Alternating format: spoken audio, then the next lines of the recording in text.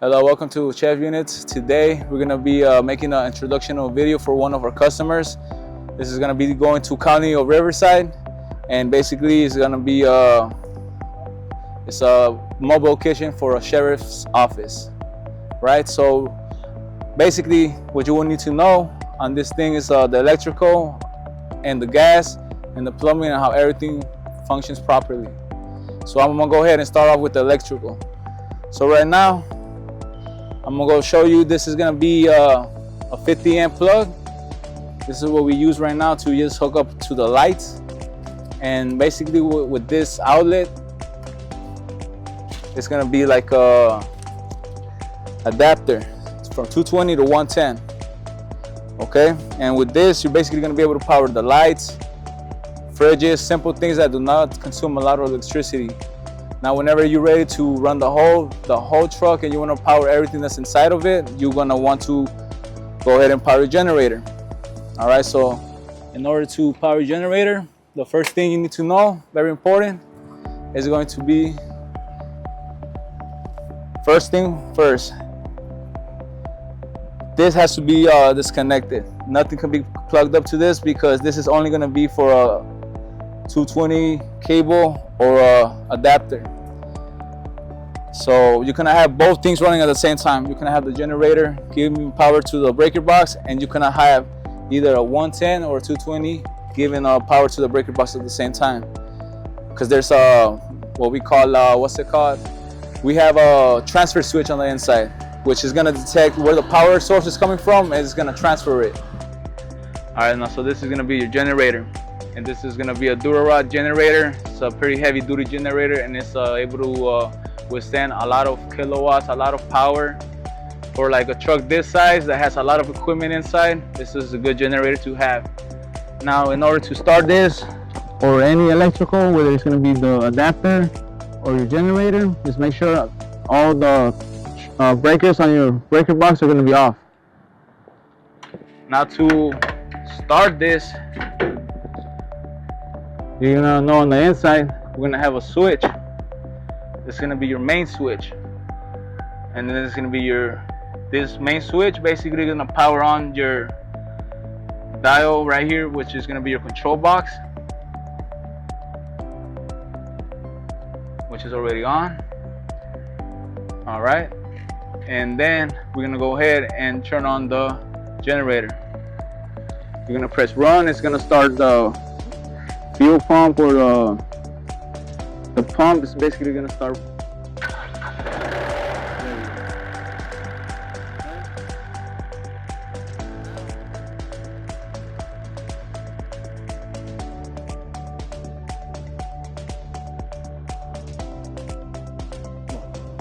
Okay, so right here, this is gonna be a switch.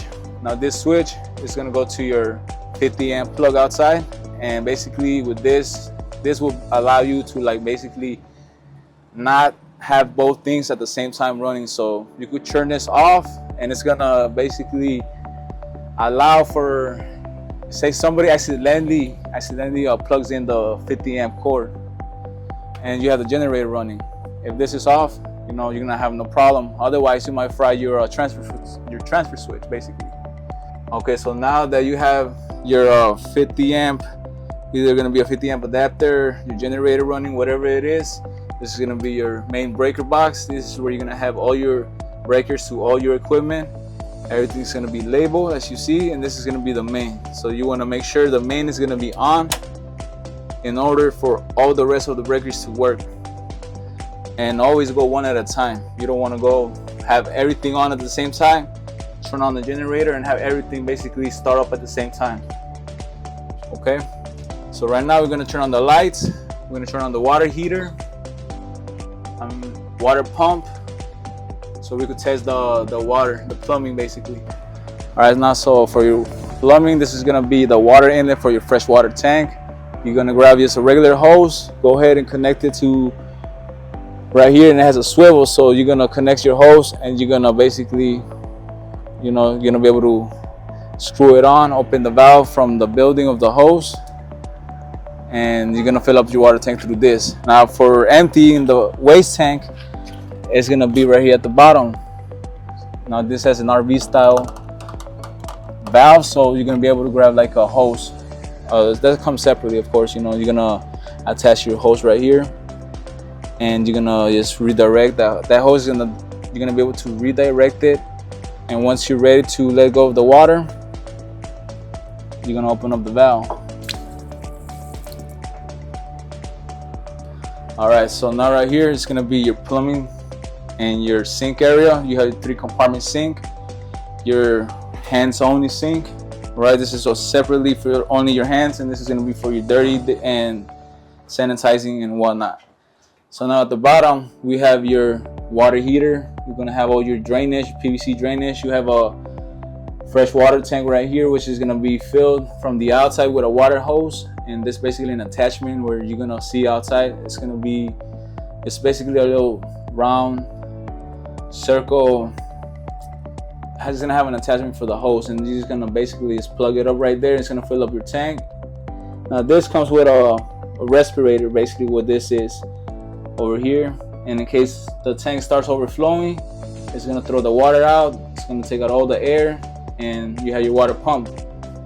Now, very important thing to know about this is that if you let that tank go empty, or you don't check basically the water level, and it starts running on empty, you're running a possibility of burning out the motor on both your water heater and your water pump.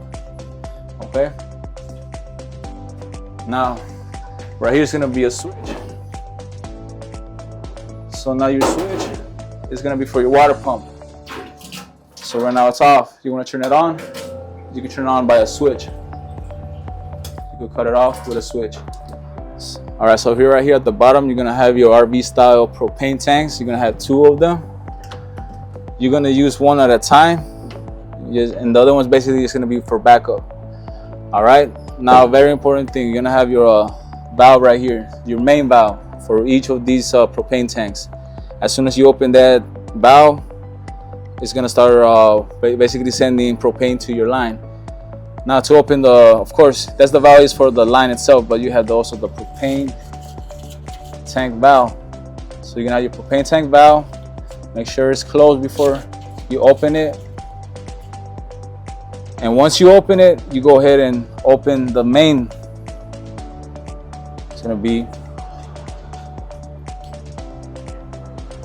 All right, so now on your kitchen side right here, you're gonna have all your equipment, all your gas equipment.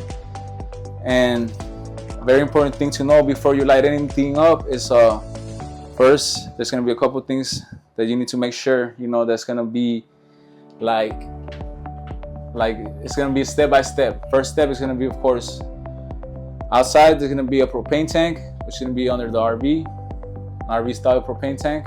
On the inside, you're gonna have your valves for each equipment. And basically you want to make sure everything is off before you turn anything on. So this is going to be your valves. Make sure all the valves are off, and then that's going to be the first step. Make sure all the valves are off before you open the propane tank outside. Once you make sure everything is off, you go ahead, open the propane tank outside. You're going to open up the valve. The valve is going to start releasing propane once it's open, and it's going to go to right here inside your kitchen, and now it's going to go to each appliance. Now each appliance is going to have its own valve, so just make sure before you open up any valve of any kitchen that it's off. It's very important, just because you don't want to have anything like basically catch fire.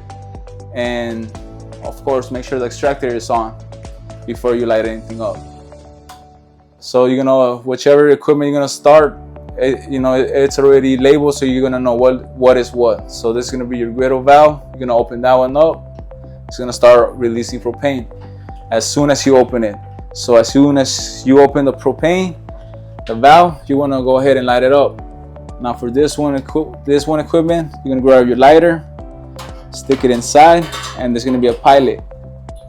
All right, you use your lighter, turn on the light, and you should be able to see the pilot fire on. Now once the pilot fire is on, now you're able to adjust the flame and basically turn it on. Once you're done using it, turn it off. The same goes with all the appliances. Every appliance is gonna be the same. All right, so now for the fryer, it's gonna be different than all the other equipment, because all the other equipment is gonna be, as soon as you open the valve, it's gonna start releasing propane. The fryer is gonna be different. The fryer, you're gonna open the valve, and then you're gonna have a control system, which you're gonna have to manually, basically, turn on the pilot. So this one, as soon as you open the valve, it's not gonna start releasing gas or propane. What you wanna do is you're gonna have this switch here at the bottom. See, it says push and pilot. So you're gonna have three options basically. You're gonna have a dial. The dial is gonna indicate you where to basically have your button at. So right now it's on off. You wanna put it on pilot. Okay, put it on pilot. Now the L is gonna be abbreviated, so you're gonna know the L needs to be lined up with the indicator. It's gonna be a little red dot you're gonna see at the bottom. You're gonna wanna press it a couple times to prime it, and then hold it down. You're gonna hold it down for like a couple, I'll say like 30 to a minute, just because it takes time for the propane to run through the lines. All right, now once you're gonna keep pressing it down, and at the same time you're gonna want to light up the pilot.